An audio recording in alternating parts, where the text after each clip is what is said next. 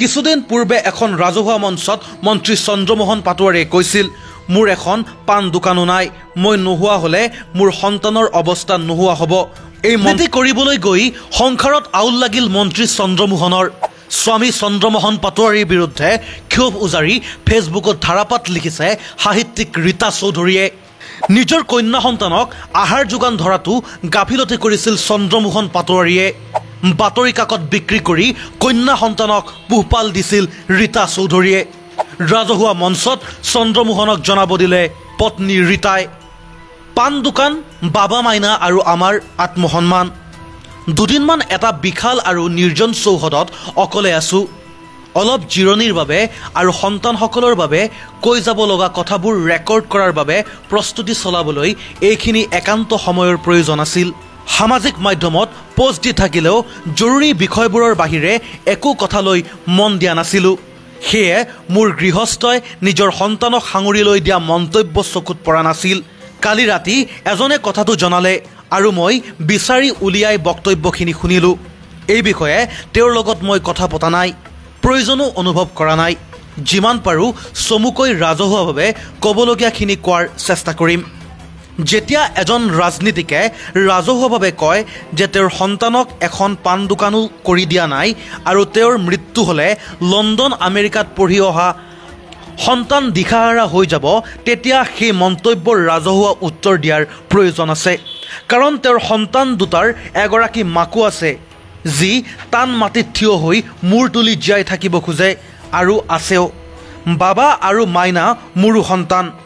বাবাৰ নাম অভিৰূপ আৰু মাইনাৰ নাম কৃষ্টি। তেওঁলোক এতিয়া প্ৰাপ্তবয়স্ক, পিতৃ মাতৃ নিৰ্ভৰ শিশু নহয়। তেওঁলোকৰ আত্মসন্মান আৰু নিজা জীৱন দৰ্শন আছে, মোৰো আছে। বিয়াৰ 9 বছৰ পিছত মোৰ ছোৱালীজনীৰ যেতিয়া জন্ম হৈছিল, তেতিয়া মোৰ এটা বেংক একাউণ্ট আছিল আৰু তাত 3000 টকা আছিল।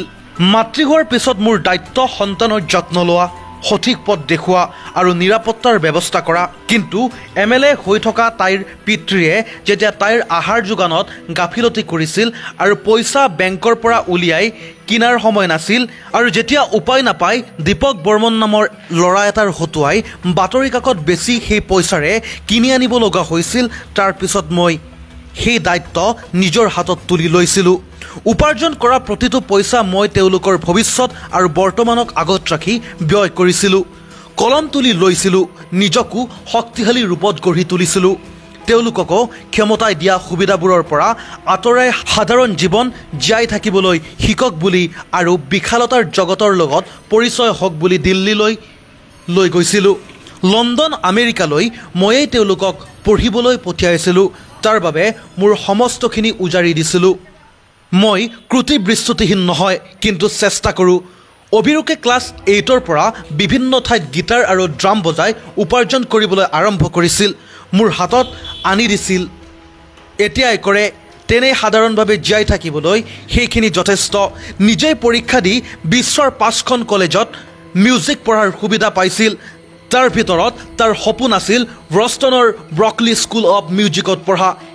সেয়া মোৰ ক্ষমতাৰ সীমাৰ বাহিৰত আছিল।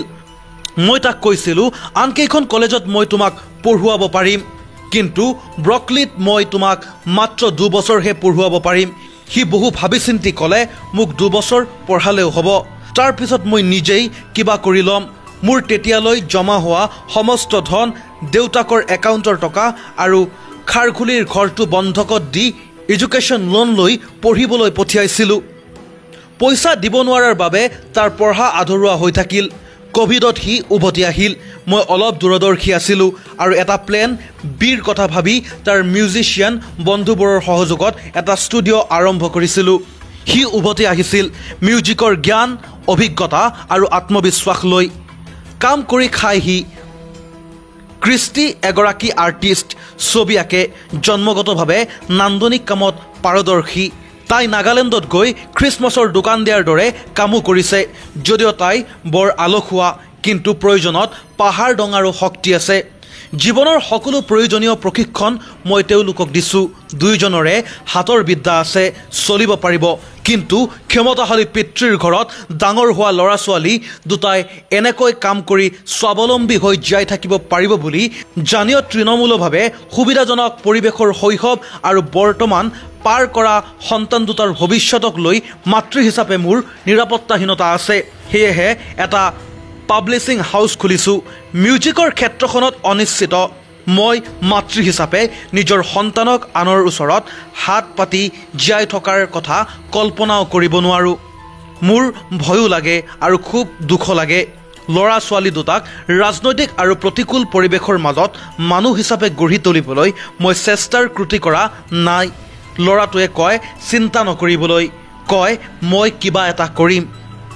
এনে এটা পৰিস্থিতিত এজন ক্ষমতাশালী দেউতাকে এখন পাণ দোকানো কৰি দিয়া নাই বুলি আৰু তেওঁৰ মাতৃ হ'লে বাবা মাইনা দিশহাৰা হৈ যাব বুলি ৰাজহুৱাভাৱে গৰ্ব কৰি কোৱাটো অত্যন্ত দুৰ্ভাগ্যজনক।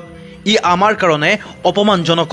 সন্তানৰ নিম্নতম নিৰাপত্তাৰ ব্যৱস্থা কৰাটো প্ৰতিজন পিতৃ মাতৃৰ দায়িত্ব। তেওঁলোক নিজৰ ইচ্ছাত পৃথিৱীলৈ নাহে। এজন ক্ষমতাশালী মানুহে কৰা পচন্দ নকৰাকৈও এইখিনি কাম আৰু ভালকৈ কৰিব পৰা সুবিধা থাকে। তাকে নকৰি পাণ দোকানৰ উপমা টানি আনি তেওঁৰ অবিহনে দিশহাৰা হৈ যাব বুলি কৈ তেওঁ মাতৃ হিচাপে মোৰ যোগ্যতাকো অপমান কৰিছে। মোৰ দুই সন্তানক পৰমুখাপেক্ষী অসহায় শিশু হিচাপে প্ৰক্ষেপ কৰি তেওঁলোকৰ আত্মসন্মান আৰু যোগ্যতালৈকো আঙুলি টোৱাইছে। অতি দুৰ্ভাগ্যজনক। তেওঁ আমাৰ দৈনন্দিন জীৱন ভালদৰে পাৰ কৰাত যত্নপৰ নহয় বুলি কেতিয়াও ক'ব নোৱাৰোঁ। কিন্তু তেওঁৰ অবিহনে দিশহাৰা হৈ যাব বুলি কোৱাটো পিতৃ হিচাপে তেওঁৰ ব্যৰ্থতা। এই তৰলতাৰ আৰু ৰাজনীতিৰ মাজলৈ নিজৰেই হওক আৰু আনৰেই হওক কাৰো পত্নী সন্তানক অনাহকত টানি অনাৰ নিম্ন স্তৰৰ সকলো প্ৰৱণতাৰ মই বিৰোধিতা কৰোঁ। মই বিচাৰোঁ সমাজত নতুনকৈ আৰম্ভ হোৱা এই ক্ষয়কাৰী ধাৰাৰ অন্ত পৰক।